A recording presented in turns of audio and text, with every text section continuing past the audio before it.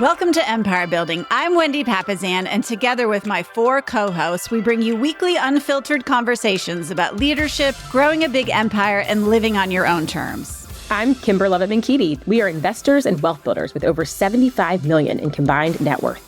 I'm Sarah Reynolds. We are visionaries who built more than 50 businesses with over $122 million in annual revenue. I'm Tiffany Fikes. We've led thousands of people and do it all while being pretty good moms. And I'm Seychelle Van Poole. We are your podcast to learn how to build big businesses and even bigger lives. Hey guys, welcome back to the Empire Building Podcast. Wendy and I are so excited to be bringing you part 2 of our really impactful mid-year personal and business goal setting. And if you haven't listened to the first part of this, which just is right before this episode, I want to encourage you to go back and listen to it. And also, if you listened to the episode last week and it resonated with you, would you please do us a huge favor? Would you be willing to write us a 5-star review if that episode really impacted or helped you in any way? And maybe also, if you're hearing this and you have a friend that you're like, gosh, my friend really could use help with this, do us a favor and share it with them, because part of the way that we get to do this is by getting to impact and help others. This is completely a passion project for us as your Empire Building hosts. And if we can help you or a friend or someone that you love and care about, that's really something that we just get such great joy in. So today we're going to be diving into actually a very different way to look at your business for the mid-year. So if you listened to last week's episode, this is going to be a little different spice. And I'm excited for it because we're really going to be talking about how do you assess your business in mid-year? What do you need to look for? And what do you need to do about it to make sure that you are absolutely crushing your goals going into the second half of this year? So let's dive in. Yeah. So whether you're a solopreneur, a team leader, or growing a business, this mid-year reset is just so powerful. It's a great way to get your team on the same page. And also, if your team is kind of lagging, which sometimes they do when things are shifting, it's a great way to bring your team together and to energize them and get them excited to finish out strong. Because I think sometimes maybe when things are lagging, the tendency is to just let that energy continue in a downward trajectory. Mm-hmm. And a mid-year reset says, you know what? The year's not over. We've got time to finish strong. Like, let's crush 2025. Okay, so first thing you want to do is you want to review your goals. Okay, so go back to the goals that you set at the end of 2024 and pull out your goals, pull out your KPIs. What did you want to accomplish for 2025? And are they still relevant? Based on the market, based on where you at revenue-wise, based on possibly your team has changed. Yeah. Very possible. Your team may look completely different. You may have added people, you may have subtracted people. So based on that, are you still going to be able to do what you set out to do at the beginning of the year? And then basically go back to your goals and score each one. Am I on track? Okay. Am I behind? Did I finish it? Right? Is it completed? Or is it no longer a priority? So just go back to your original GPS, your original plan, and score each one on track, behind, complete, or no longer a priority. I love that. And then the second thing we're going to go in and do is we're going to assess our key metrics and milestones. And oftentimes in a business, there's a couple of different departments or areas that you want to look at. The first one is revenue, because without money, nothing else really happens. So even nonprofits need revenue to thrive. So we want to look first at revenue. Are we meeting our monthly targets? Are we meeting our quarterly targets? A gift we get being in, as hosts here in the Empire Building Podcast, a gift we get by being in real estate is oftentimes our revenue cycles are 30, 60, or 90 days out. So you have the ability to make action and have very quick results occur from that. Being in the real estate space where there are a lot of other businesses, we were involved in a real estate business in the UK, they have 9 to 18 month revenue cycles. That is a very different revenue cycle. If you want to change the trajectory of your business, you have to look way far in advance in order to be able to do that. So it's a huge gift if you have a shorter revenue cycle. Yeah. The challenge is you're constantly having to make sure your revenue is there. The benefit it's a good and bad thing. Yeah, it is. Because every 30 to 60 days, you're like, ah! Yeah. But also you can impact that and change it very quickly here in the United States because of that. So I want to shout that out. So we're going to go in and assess, are we meeting our quarterly or monthly revenue targets? The second part is on growth. What are our leading indicators for growth, and are they on track? And oftentimes that looks like your funnel, right, for your business. So that looks at your leads that have come in, right? Yeah. Your lead funnel. Are the leads coming in? How are the conversations and the conversions going? And then the second part of that is, if you have a high recurring revenue model, what does retention look like? What does customer retention look like, or repeat customer business look like as well? Then after that, we want to look at, how are we getting the business? So what does marketing look like? What's driving the results and what's underperforming? And yeah, Wendy, go ahead. Well, no, I love this. I just was going to jump in and say, Yeah. I think this is the thing that a lot of us don't do, is maybe at the end of the year, we look at our marketing and we assess where things are going. And, our brilliant friend, Sarah, this is something that she's This is looking her at jam. Yeah. literally on a weekly basis. And hey, what's actually working this year? And are you getting rid of the things that are no longer serving you? I love that. Well, and also we just aired an episode series around like how to service home sellers and clients and what they're looking for. And something I was talking about with our business coach and also our ops team this last week is, when you have a longer sales cycle, instead of stuff just selling immediately off the shelves, your servicing cycle looks different, but it also allows you to actually add back in some of the delight and surprise and things that generate repeat business, reviews, referrals during the process that you didn't get to have before. And so if your cycle of your business is getting longer on the servicing side, there's actually an amazing opportunity there to create an incredible customer experience that you might have had to cut out when it was a shorter cycle before. So I'm actually super pumped about that part. This is so good. And especially if you have administrative help and maybe one of them is a bit slower than they were. Maybe you've got one, like on our team, we have a contract to close that's working with buyers and one that's working with sellers. And, we're just doing less buyer deals. So Yeah. give that, the buyer transaction coordinator the ability to step in and do that. Like, give them permission and say, listen, you've got a budget of X. It doesn't have to be expensive. I mean, you could order a pizza for someone for $20, Yeah.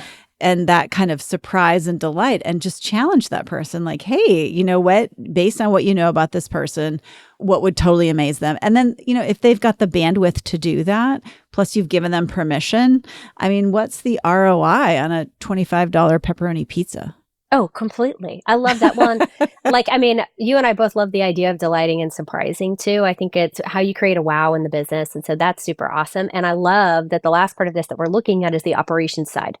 So do we have systems and processes? We did a whole episode around flywheels earlier this year too. Are our systems working well? Are they actually operating properly for the market that we're in? Or do we need to get in and adjust things to be more efficient? And I'll give an example. We've picked up a couple of account-based business pieces because in our market shifts, that's something I like to make sure we're adding in for some recurring revenue and some stability and the lower price points. Well, our operations team needs to work differently for those than we do when we're working on a $2.5 million house versus a $150,000 house. We still give them exceptional service, but the cycles need to look different. So we've gone in and had to retool a bunch of our systems for servicing more of an account-based business than a luxury seller, which needs to be serviced differently. Yeah. So, are your flywheels working? Are they operating properly? And is there anything you need to adjust or tweak in order to be able to do that? So smart. Well, and then the third thing that you want to look at is you want to evaluate the offers that you're putting out there. So, we like to call it a MOFR, a make offer for immediate response. Yes. We've been in a shifting market here in Austin, Texas. And I know, Seychelle, you're right there with us. We're right there with you. Yep. Yeah. I mean, we all went really up during COVID, and then we've seen a steep declines over the last 3 years. This is not a competition you and I want to win. I'm going to be clear, though. No, I do think I'm winning it, though. I think Austin is kind of winning it. But I don't want to be a close second to you either. But both of our markets, DFW and Austin, are both have been in shifting markets for a couple of years, whereas a lot of people are new into this. Like Boston still had a less than a 3-month supply a couple months ago. Yeah. So I mean, I talked to someone yesterday and they were saying they would get 6 or 7 offers. But, we sat in that mastermind with Gary, and I can tell you that every market is going to be following, with very few exceptions, is going to be following what we're following. Like, we're already seeing the data. Things are slowing down all over the country. And so this is super relevant. Like what worked before isn't going to work now, right? So if your offer before was something like, we're great at multiple offers. Yeah. Right? Okay. Well, guess what? That doesn't work that may anymore. not be your value Yeah, add. yeah. I mean, and so you're having to shift. Like, so for instance, we're seeing listings sit. So pretty much about a year ago, we are sitting down brainstorming, like, what do we do to have conversations with sellers over the long haul? We're still pricing it right, all that kind of stuff. But, sellers don't always have circumstances that allow them to price under the market, which that's our ideal. Yeah. If you haven't been in the business 14 or more years, you actually haven't seen this. I had a friend of ours, Lindsay Knight, who's an amazing agent. She's been in the business 13 years. And I saw yesterday, she was saying, this is the first time I've seen this market and I've been in the business 13 years. It's crazy. So if you haven't been in more than 14 years, this is new to you. And that's okay. But you just need to know, like, during this mid-year review, this is something for you to look at. Well, and this is often why new agents are able to take the ball and run with things because they are nimble, they are new, they don't have entrenched patterns. I know at my office, I started in 2009, and actually some of the top agents still today are those agents that started in 2009 and 2010 because they had no preconceived notions about, what life is going to look like. That's fine. However, the time to take market share is literally now when there's a shift. Right now. Yeah, when there's a shift. And the way that you do that is you look for opportunities, right? You look for where the pain is. The old saying is, I'd rather be aspirin than vitamins, right? So where are your people seeing their pain and how can you take advantage of that and pivot your business so that you can help solve their pain? I think it's asking these questions when you're looking at your make offer for immediate response or your MOFERs, like, is your product or service still solving the right problem? Number one. Number two is, what feedback or trends have emerged that you need to be paying attention to? And then what are the gaps? And oftentimes when you see a gap, like our days on market went from 16 in our, DFW market to 68 in the last year. Well, there's a gap in knowing how to talk to clients and actually what numbers to be looking at, because you need to look at the comparable sales and actives and under contracts completely differently. So what are your gaps? Or you're like, I actually don't know how to do this, right? Like, what do you need to be learning? What do you need to be training on, and put that on your calendar? Yeah. And that's honestly why it's so important to have a circle of people around you who maybe are in your industry or can see trends as they emerge, because that hive mind is, they're going to see things a lot quicker than maybe you would on your own, or you're going to notice it as a trend. Well, and you alluded to, so this is number 4 for you for what you need to be evaluating. You alluded to this at the beginning, which is, how is your team doing? How is their morale? And how is the culture of your organization? And it is so important to be doing a check-in on this, to be retelling and casting the vision for what the company is doing and why you're here. It's so important. So we're going to be doing a check-in on this. I was really feeling this on my team earlier this year. It just was, I feel like it's been, those of you that are in the real estate industry, it's been hard, I'm tired. Seychelle and I, our teams rolled down the hill in 2019 and then COVID hit in 2020, and then our market went crazy in 2021. And then, since 2023, we've had a pretty bad declining market. Yeah. So it's a lot. We've been on. Yeah. For 6 years, we've just been on. Yeah. Yeah. And a lot of our agents have been in the business for a while. And I just was sensing it, it's just this kind of feeling of people just, they need something. They needed something. So it was a really good aha for me in that I decided to get some help. I know I talk about this all the time, but sometimes I forget it myself. And I just was feeling like, ooh, I don't want to carry the burden of being the cheerleader and creating that, because to shift the energy and the momentum of your team requires a lot of energy. It does, yeah. And so I decided to make an investment. And so what I did is I hired a coach. There's an amazing coach. Her name is Megan Henry. Her sole focus is on the database. Shout out to Megan. She's awesome. Yeah. I think she's actually in my market. She's up in Georgetown. She's with Maps Coaching. And so she had sent me a promo email, or maybe I saw it on Facebook or something. I don't know. I can't remember where I got it, but I think she actually reached out to me by email, like a really very cleverly worded email. And she said, I have this program where I work with teams, and it's a very specific 12-week program where I'm working one-on-one with your agents to help them cultivate these new skills that they need to face this new challenging market. And so it was 12 weeks. She worked one-on-one with all my agents, and then we had group sessions and we did role play. And it was really great. Awesome. Our whole operations team got involved. We had a lot of games. It was a lot of energy. It was a lot of fun. It was like a lot of team bonding. We actually split up in 2 groups and we competed against each other, which was super fun. And it resulted in the potential for 166 pieces of new business. Amazing. Yeah. And it was great because then that next week, the energy was completely different on the team. Everyone felt like they could control their destiny. B, they were just busy and excited. Agents want to be busy and excited. And then it created this camaraderie on our team that was, our team's always been great, but it was like created this great camaraderie where we got to spend all this time together over the course of a week. So, and then my aha around that was like, hey, you know what? I don't have to do all this alone.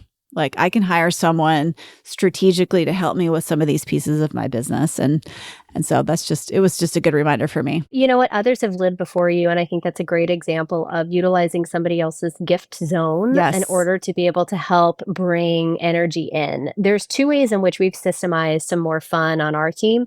Number one is we've sent out for years now a quarterly thank you gift for raving fans of ours that send us referrals. So what we've started doing is turning that into a team experience that then becomes something. So like our last one, it's getting sent out this week, but we went in and did a candle workshop at one of our local companies. So fun. And we all created our different scents, and then we all voted on whose scent was the best in order to then have that made into 150 candles that got shipped out this week as the signature scent for the team. I love that. So it's like Eau de Van Pool. It is. It's like Eau de Van Pool. Yeah. And it was fun. Like we brought in food and snacks, and the owner of the store even had puppies. One of our team members adopted a puppy. So we're all holding puppies while we're doing this. And then the other way in which we've done it is we've added in a couple times a year that we're doing a cash giveaway call-in contest. And so I saw that. Our whole that looked team, like fun. It was so much fun. Our whole team rallied around it. I think my new mission is to become Bob Barker of the real estate business. It was so much fun. I could do that all day. It was so fun. I could see you as a game show host. I would actually really love to do that. Yeah. I think it would be so much fun. We could do that together. Yes. Or like Ed McMahon, we could do like the sweepstakes giveaway. I just think it would be so much fun. I'm trying to this is my new mission to kind of figure out how I can do more of that. But like, how do you create more culture? How do you create more fun? Is your culture working for you? And if not, what person, leverage, system can you put into place to make it where it's working for you and you're not having to work it all the time? So I love that. I love it. Yeah, that's huge. Okay. So that's team culture and check-in. Obviously, you need to be doing that not just twice a year, but, all the time. Do it quarterly. Yeah. Do it quarterly. Yeah. All right. So then you really want to do a strategic reset for Q3 and Q4. Because remember, 2025 isn't over yet. You've still got a lot of momentum and energy and excitement. So really getting clear on what's going to move the needle most in the next 6 months. Like, what are the things that we need to focus on that's going to bring the biggest and best result? And that looks like you looking at your goals, maybe simplifying things a little bit, like going all in on your one thing. And, just asking yourself, am I investing my time and energy in the right place? I had a conversation with my top agent, Warren McNulty, amazing guy, had his best month ever. I know, over 6 million. Man, go Warren. I know. Totally was fangirling on him. I was like, way to go, buddy. Awesome. He's so humble and kind and hardworking, and he has a new baby and he's building his dream house. So it's like, I'm so lucky. But, he loves to take action. That's one of his superpowers, is that he loves to take action. And so we work well as partners because I'm like, hey, let's throw a little bit of strategy on top of some of the action. And let's do a little bit of analyzing to see which things are working and which things aren't working. Because of course, he's a dad of 2 young, beautiful girls. And so he's got to make choices with his time. So so looking at what are the things that you can go all in on in order to really end the year strong. And I would just identify a couple, 1 or 2, maybe 3. What are those goals that you can rally the team around, right? What are we going to do from now until the end of the year? And just do them really, really well and see what the results are. I think that's awesome. And then the last part, this is the step you absolutely cannot pass go, do not skip, is you have to communicate the plan once you figure it out. Like, we actually have to tell people what the plan is. Yes. So tell your team, tell your family, tell your friends what your plan is, because if they are invested in your success, they're going to want it more for you and they're going to want it for themselves, number one. Number two is when you're executing on the plan and you're having wins, tell people about your wins. You don't need to be a business owner in secret in a vault. Like, let's let people know where you're winning, what your progress looks like. People love to be part of somebody else's mission and vision and dream. That's like, I think about Tom's with the 1 for 1, right? Like, buy a pair of shoes, give a pair of shoes. What a great mission. Brilliant. You know, when you're buying a pair of shoes, somebody else is getting a pair. It's easy, it's simple, it's communicated well. But so make sure you're telling people about the plan and let them know progress as you're going, because it's going to give you energy to keep going. And I love the idea of even like doing a communication out. I actually just filmed the video that's going out to our clients to say, hey, we're doing a mid-year status update of what's going on in the market, and here's where we need your help, right? If you have a friend or family member that's considering selling, here's a couple things that you could tell them right now that might impact their decision making, right? And as a team, our mission between now and the end of the year is to impact another 75 families to make sure that we're helping them accomplish their goals. So if you know of anybody that wants to be part of our 75, we want to talk to them, right? And so engage them, empower them, and give them some ammunition in order to be able to go be successful. I love it. So yeah. So guys, when you're thinking about your mid-year, make sure you carve about probably 3 to 5 hours out to do some reflection. And then you're going to, number one, review your big goals. Like, what were they, right? How do you feel about them? And then you're going to assess the key metrics and milestones. So are you hitting them? Are you not hitting them? How's revenue? How's your leading indicators? How are your lagging indicators? And then you're going to evaluate what you're doing. Okay, what are your MOFers? What offers are you making to your people? And are they actually working and converting? If not, time to pivot. 4, do a check-in with your team, right? Do a check-in with your culture. This is actually the most important thing. This probably should have been first. Honestly, this one should probably be first, because they're going to be the ones that are feeling it. You know, they're on the ground floor. They're going to be noticing it before you, and make sure you step in and, do whatever it takes to keep that culture. And then 5, strategic reset for Q3 and Q4. 2025 is not over, people. I think about like Monty Python, where like the guy is being wheeled out on the cart as they're taking all the dead people out. And there's a guy that's laying there that's like, I'm not dead yet. Like, as they're wheeling him out. I feel like some of people might be feeling that for 2025. Like, you're not dead yet. Keep going. You can do this. Keep going. Keep going. And, honestly, if you're in the real estate industry, there is a pretty good chance that interest rates will go down later this year. There are some indicators out there. So, man, oh man, if we could get below 6%, booyah. Yes. And then, as Seychelles said, number 6, don't forget to communicate the plan. Your job as a leader is to communicate loudly, clearly, and often. It's not your team's job to read your mind. Okay? So those are your 6 steps. Go out there, block some time. My challenge for you is to block some time. Probably going to have to do it with your key leaders, right? And actually should be, this is something that you should probably put on your calendar at the beginning of the year, like just in case you need it. That's what I did this year. And I'm like, oh, wow, I have a half day blocked off. That's so cool. I forgot I did it. I love that. And so with your key leaders, yeah, well, I mean, that's true. It's great. Yeah, it's great. No, it's awesome. Yeah. We forget things that are important to us, don't we? So many times. No, I think it's brilliant. It's absolutely brilliant. So I challenge you to find the time this week in order to save time in the future. And honestly, we want nothing more than for you to end 2025 with the most amazing results, both in your personal and in your professional life, guys. So go out there, build that big business and even bigger life. We love you. Love you guys. Bye. This podcast is for general informational purposes only. The views, thoughts, and opinions of the guest represent those of the guest and not KWRI and its affiliates, and should not be construed as financial, economic, legal, tax, or other advice. This podcast is provided without any warranty or guarantee of its accuracy, completeness, timeliness, or results from using the information.